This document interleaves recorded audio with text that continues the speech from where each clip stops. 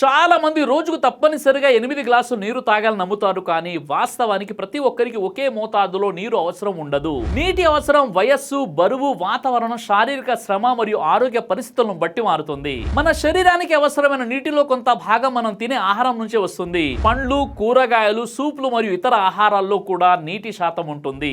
అందువల్ల శరీరానికి అవసరమైన మొత్తం నీరు కేవలం తాగే నీటి నుంచి రావాల్సిన అవసరం లేదు. మన శరీరంలో దాహం అనేది ఒక సహజ సంకేతం. సాధారణంగా శరీరానికి నీరు అవసరమైనప్పుడు దాహం వేయడం ద్వారా అది మనకు తెలియజేస్తుంది. అందుకే చాలా ఆరోగ్యవంతులైన వ్యక్తుల్లో దాహం వచ్చినప్పుడు నీరు తాగడం ఒక మంచి మార్గం. అయితే దాహం వచ్చే వరకు పూర్తిగా వేచి ఉండాలని కూడా అర్థం కాదు. ముఖ్యంగా ఎండాకాలంలో వ్యాయామం చేసే సమయంలో, వృద్ధుల్లో లేదా కొన్ని ఆరోగ్య పరిస్థితుల్లో దాహం స్పష్టంగా అనిపించకపోవచ్చు. అలాంటి సందర్భాల్లో క్రమం తప్పకుండా నీరు తాగడం అవసరం.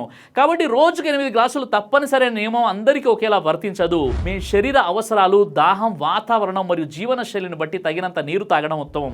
లక్ష్యం సంఖ్యను చేరుకోవడం కాదు, శరీరాన్ని సరిగా హైడ్రేట్ గా ఉంచుకోవడం. ఈ వీడియోని లైక్ చేసి ప్రతి ఒక్కరికి షేర్ చేయండి.